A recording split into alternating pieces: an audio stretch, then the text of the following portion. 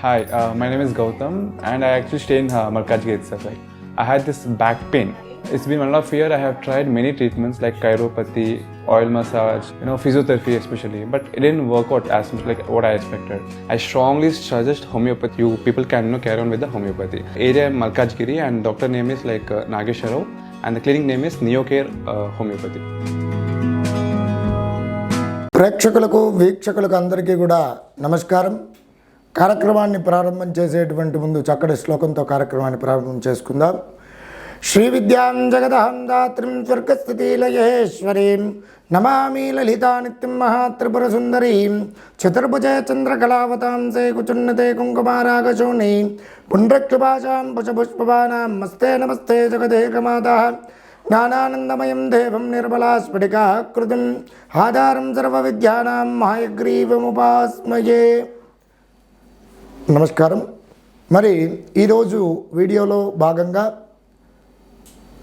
2024 సంవత్సరంలో కర్మకారకుడైనటువంటి శనేశ్వరుడు భగవానుడు ద్వాదశ రాశుల వారికి ఏ విధమైనటువంటి ప్రతికూల అనుకూల పరిస్థితులు కలగజేస్తున్నాడు, అలాగే వాటికి పరిహార మార్గాలు ఏమిటి, ఏ దేవత ఆరాధన చేసుకుంటే బాగుంటుంది, ఏ స్తోత్ర పారాయణాలు చేసుకుంటే బాగుంటుంది, అలాగే హోమాలు ఏమిటి, అలాగే విశేషమైనటువంటి ప్రక్రియలు ఏమిటి, ఏ దేవాలయ సందర్శనాలు చేసుకుంటే అనుకూలంగా ఉంటుంది అనేటువంటిది ఈ వీడియోలో క్షుణ్ణంగా తెలుసుకుందాం.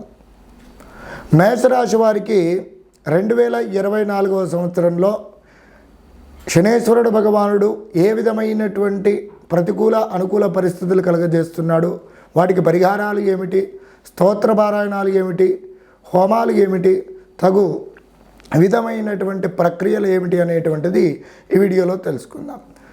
మరి విశేషంగా మేషరాశి వారు ఏ నక్షత్రాల వారు అవుతున్నారు అంటే అశ్విని నక్షత్రం 1, 2, 3, 4 పాదములు, అలాగే భరణి నక్షత్రం 1, 2, 3, 4 పాదములు, కృత్తికా నక్షత్రం 1వ పాదం వారు కలిసి మేషరాశి వారు అవుతున్నారు. వీరి యొక్క జాతక లక్షణాదులు కనుక గమనించినట్లయితే వీరు తీవ్రమైనటువంటి కోపోద్రికులుగా ఉండడానికి అవకాశం ఎక్కువగా ఉంటుంది. అలాగే అందరికీ మంచి చేయాలనేటువంటి స్వభావం కలిగినటువంటి వ్యక్తులు, అలాగే గొప్ప గొప్ప పేరున్న వ్యక్తులతో అనేకమైనటువంటి పరిచయాలు ఉంటాయి. కార్యశూరులుగా వీరిని చెప్పుకోవచ్చును. అలాగే శీఘ్రమైనటువంటి కోపము, అలాగే ఒక్కొక్కసారి జాలి మనస్తత్వం కలిగినటువంటి వ్యక్తులుగా కూడా వీరిని చెప్పుకోవచ్చును. అలాగే స్థిరంగా నిల్వని సంపద కలిగినటువంటి వారుగా చెప్పుకోవచ్చును. పన్నుల యందు నేర్పరిగా చెప్పుకోవచ్చును.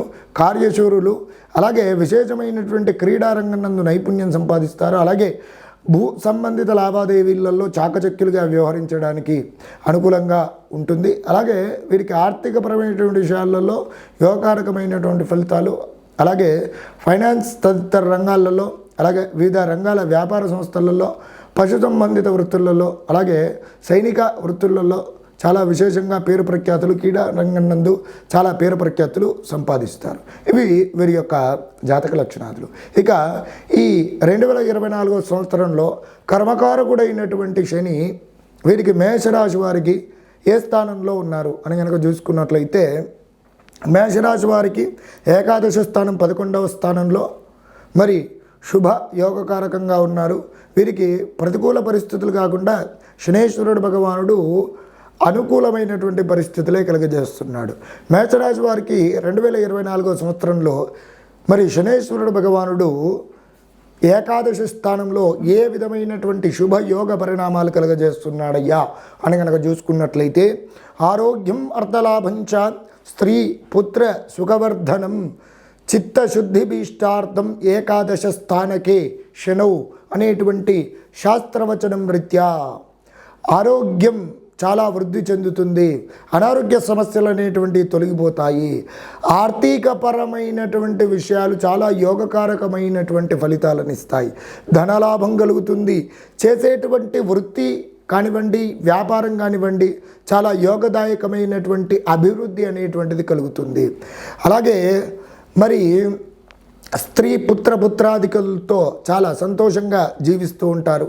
అలాగే వివాహం కాని వారికి వివాహ యోగ కారకమైనటువంటి పరిస్థితులు కానివ్వండి, అలాగే సంతానపరమైనటువంటి ప్రాబ్లమ్స్ ఎదుర్కొంటున్నటువంటి వారికి మరి సంతాన యోగము సిద్ధించేటువంటి అవకాశాలు చాలా ఎక్కువగా ఉన్నాయి. అలాగే మనస్సులో అనుకున్నటువంటి పనులు దిగ్విజయంగా నెరవేరుతారు. ప్రయత్నించినటువంటి పనులు ఆటంకాలు లేకుండా నిర్విరామంగా మరి పనులు అనేటువంటివి శీఘ్రంగా పూర్తి చేసుకుంటారు.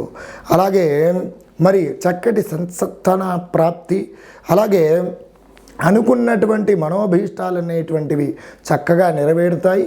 మరి అన్ని రంగాలలో ఉన్నటువంటి వారికి కూడా మరి యోగకారకమైనటువంటి పరిస్థితులు ఈ 2024 సంవత్సరంలో కర్మకారకుడైనటువంటి శని ఏకాదశ స్థానంలో శుభయోగ పరిణామాలు కలుగజేస్తున్నాడు.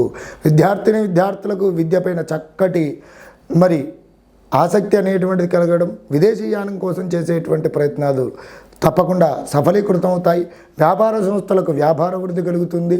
ఉద్యోగస్తులకు ప్రమోషన్స్ కానివ్వండి, వివాహం కాని వారికి వివాహ యోగ కారకమైనటువంటి పరిస్థితులు కానివ్వండి, అలాగే ముఖ్యంగా వ్యవసాయదారులకు కూడా యోగకారకమైనటువంటి పరిస్థితులు 2024 సంవత్సరంలో శనేశ్వరుడు భగవానుడు కలుగజేస్తున్నాడు.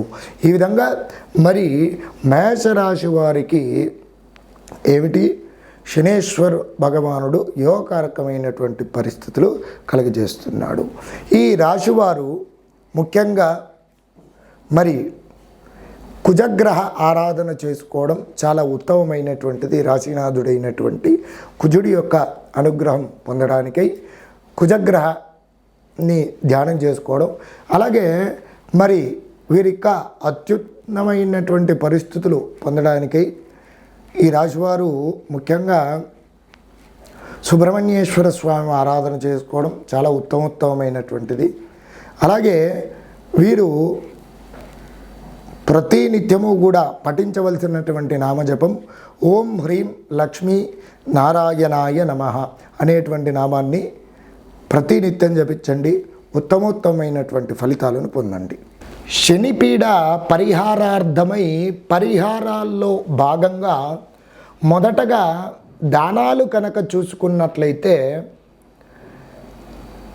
మరి విశేషంగా శనిగ్రహ ప్రీతికరమైనటువంటి నల్ల నువ్వులు కేజింబావు, అలాగే నల్లని వస్త్రము లేదా నల్లని గొంగలి, అలాగే చెప్పులు, గొడుగు, ఇవి విశేషంగా శనివారం రోజున బ్రాహ్మణోత్తముడికి సంకల్పపూర్వకంగా శనిగ్రహ పీడ దోష నివారణార్థం అని చెప్పి సంకల్పం చెప్పుకొని బ్రాహ్మణోత్తముడికి దానం చేయండి. వీటితో పాటుగా మూకుడు, నల్లని మూకుడు కూడా దానం చేసినట్లయితే ఏది శనిపీడ పరిహారార్థం అవుతుంది. అలాగే విశేషంగా ఇక శనేశ్వరుణ్ణి శనివారం రోజున విశేషంగా అర్చన చేసుకోవాలి. ఏమిటి అర్చన? శనేశ్వర భగవానుకి చక్కగా ప్రతి శనివారమును కూడా ఒక 9 శనివారములను కూడా చక్కగా ఏమిటి శనేశ్వరుడికి తైలాభిషేకం అనేటువంటిది నిర్వహించి నీలిరంగు గల పుష్పాలతో స్వామివారిని అర్చించండి. అలాగే అష్టోత్తరం నల్ల నువ్వులతో చేయండి. అలాగే స్వామివారి ముంగట ఒక మూకుడు తీసుకొని చిన్నది ఇనుముతో చేసినటువంటి లోహపు మూకుడులో నల్ల నువ్వుల నూనె వేసి నల్ల ఒత్తితో దీపారాధన చేయండి. ఈ విధంగా 9 శనివారములను కూడా చేయండి. అలాగే ఈ 9 శనివారములను కూడా శనికి ప్రీతికరమైనటువంటి ఏమిటి శనిగ్రహ ధ్యాన శ్లోకాన్ని ప్రతినిత్యం పఠించడము, అలాగే పిప్పలాద కృత శని స్తోత్రం ఉంటుంది, ఆ శని స్తోత్రాన్ని పఠించడం పూర్వకంగా మరి శనిగ్రహము అనేటువంటిది శాంతి చెందడానికి అవకాశాలు ఉంటాయి. అలాగే వీటితో పాటుగా ప్రతి శనివారమును కూడా శమీ వృక్షం అనగా జమ్మి చెట్టుకు విశేషంగా నీళ్లు వేసి చక్కగా అక్కడ వృక్షానికి గంధ పుష్పాక్షలతో అర్చించి అక్కడ నల్ల నువ్వుల నూనెతో మరి నల్ల ఒత్తితో దీపారాధన చేసి ఆ శమీ వృక్షానికి నీలిరంగు గల పుష్పాలతో అర్చించి ఒక నల్లని వస్త్రము, గుప్పెడన్ని నువ్వులు, అలాగే బెల్లం ముక్క, ఒకటి పాత రూపాయి నాణం కానీ తుప్పు పట్టినటువంటి మేకు కానీ చక్కగా తీసుకొని దాన్ని మూట కట్టుకొని చక్కగా ఈ శమీ వృక్షం చుట్టూ శనేశ్వర గ్రహ ధ్యాన శ్లోకాన్ని పఠిస్తూ 9 ప్రదక్షిణలు చేసుకొని ఆ జమ్మి వృక్షానికి ముడుపులాగా కట్టేసేయండి. ఇలా 9 శనివారాలు చేసినట్లయితే శనేశ్వరుడి యొక్క అనుగ్రహం తప్పకుండా కలుగుతుంది. అలాగే ఇంకా శనేశ్వరుడి యొక్క ప్రతికూల పరిస్థితుల నుండి అనుకూల పరిస్థితులు పొందడానికై హోమ ప్రక్రియలకు గనక వచ్చినట్లయితే చక్కగా ఏమిటి విశేషంగా శనిగ్రహం యొక్క మూలమంత్ర హోమాన్ని చేపించండి. వీటితో పాటుగా రుద్ర హోమము చేపించినట్లయితే అనుకూలమైనటువంటి పరిస్థితులు పొందుతారు. వీటితో పాటుగా ఆంజనేయ స్వామి వారి యొక్క మూలమంత్రము హోమము, శ్రీ వెంకటేశ్వర స్వామి వారి యొక్క మూలమంత్ర హోమము గనక జరిపించినట్లయితే శనిపీడ పరిహారార్థం అవుతుంది.